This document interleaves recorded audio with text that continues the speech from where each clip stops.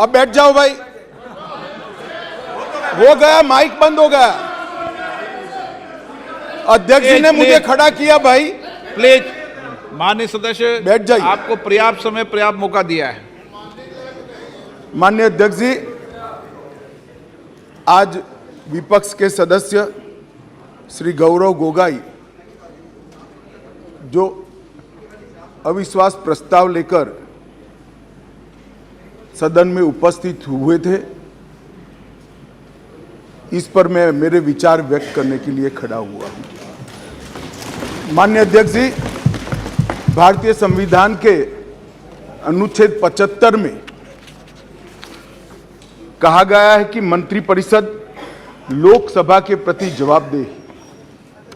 इसलिए इसी अनुच्छेद 75 को प्रतिबंधित करने के लिए लोकसभा के नियम 198(1) से 198(5) तक मंत्रिपरिषद में अविश्वास का प्रस्ताव रखने की प्रक्रिया नियत की गई है। माननीय अध्यक्ष जी, जब से आजाद हुए तब से 27 अविश्वास प्रस्ताव और 11 विश्वास प्रस्ताव इस सदन में प्रस्तुत हुए हैं। कई बार सरकारों का बहुमत जाने की स्थिति में सदन के विपक्ष के सदस्य अविश्वास प्रस्ताव लेकर आते हैं।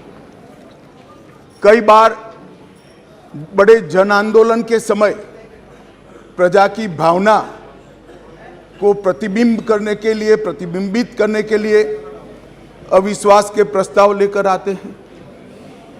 ये एक अविश्वास का प्रस्ताव ऐसा है जिसमें प्रधानमंत्री और मंत्रिमंडल के प्रति न जनता को अविश्वास है, न सदन को अविश्वास है, और ये अविश्वास प्रस्ताव लेकर आए हैं। माननीय अध्यक्ष जी, इसका उद्देश्य क्या है? इसका उद्देश्य जनता में भ्रांति खड़ी करने का उद्देश्य। मैं उनको इतना ही कहना चाहता हूं कि भाई, अविश्वास प्रस्ताव जब आप लेकर आते हो तो इस पर जो चर्चा होती है वो चर्चा में सरकार के विरोध में कुछ मुद्दे तो रख देते हैं।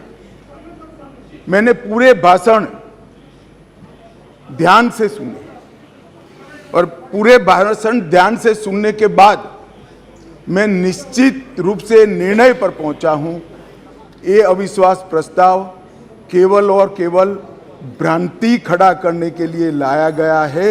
ये प्रजा की इच्छाओं का प्रतिबिंब नहीं। अल्पमत का तो सवाल ही नहीं है।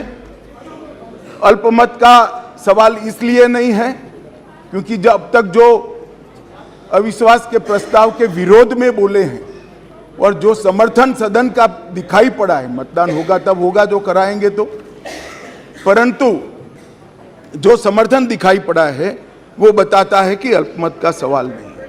और जनता में भी विश्वास है मान्यवर।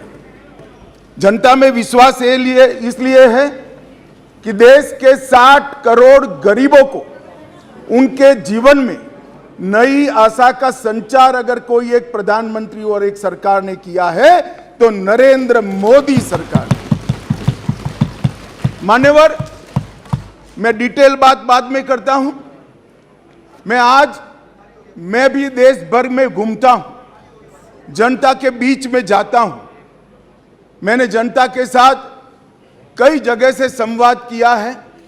कहीं पर भी अविश्वास की आछी पतली झलक भी नहीं दिखाई पड़ती। मैं बताता हूं दादा, बंगाल का भी बताता हूं। मान्यवर, ये सरकार, मैं इस सदन के सामने आपके माध्यम से और इस सदन के माध्यम से पूरे देश की जनता को बताना चाहता हूं और धन्यवाद भी करना चाहता हूं। आजादी के बाद कोई एक सरकार और कोई एक नेता में जनता को सबसे ज्यादा विश्वास है तो ये नरेंद्र मोदी जी की सरकार। 2/3 बहुमत से 2 बार एनडीए को चुना गया। पूर्ण बहुमत से दो बार भारतीय जनता पार्टी को चुना गया। 30 साल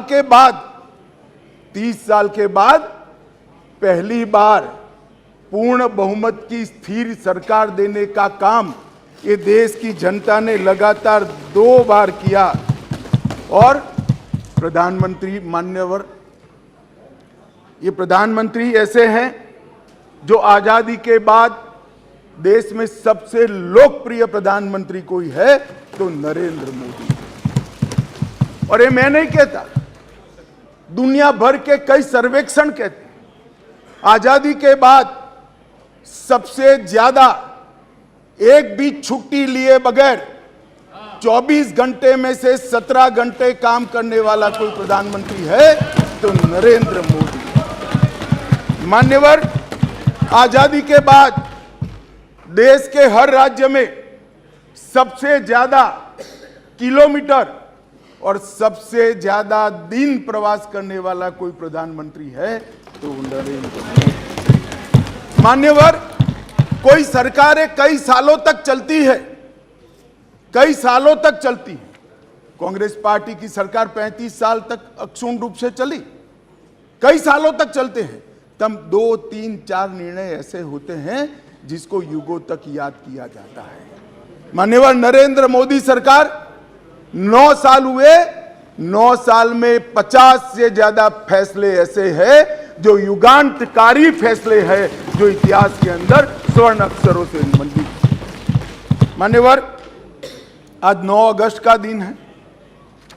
9 अगस्त के दिन महात्मा गांधी ने हमारे आजादी के आंदोलन के एक नए अध्याय की शुरुआत की थी। एक उन्होंने नारा दिया था, अंग्रेजों भारत छोड़ो, क्विट इंडिया का नारा दिया था।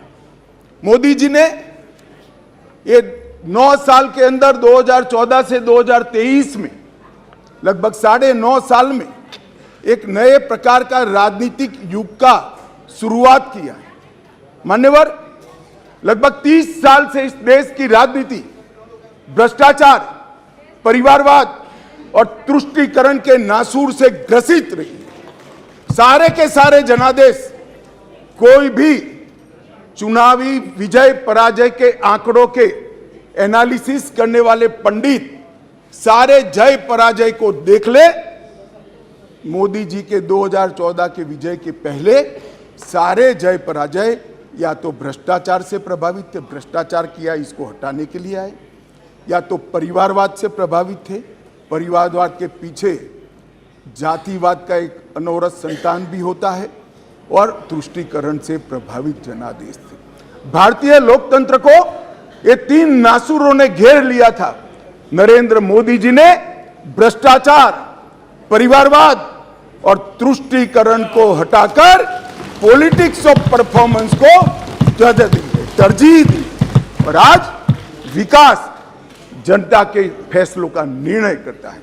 मगर फिर भी कहीं कहीं दूर तक भ्रष्टाचार भी बैठा है, बच गया है, परिवारवाद तो दिखाई ही पड़ता है, और तुष्टीकरण की राजनीति भी चलती है। इसलिए मोदी जी ने आज नारा दिया है, भ्रष्टाचार क्विट इंडिया, परिवारवाद क्विट इंडिया, तुष्टीकरण क्विट इंडिया।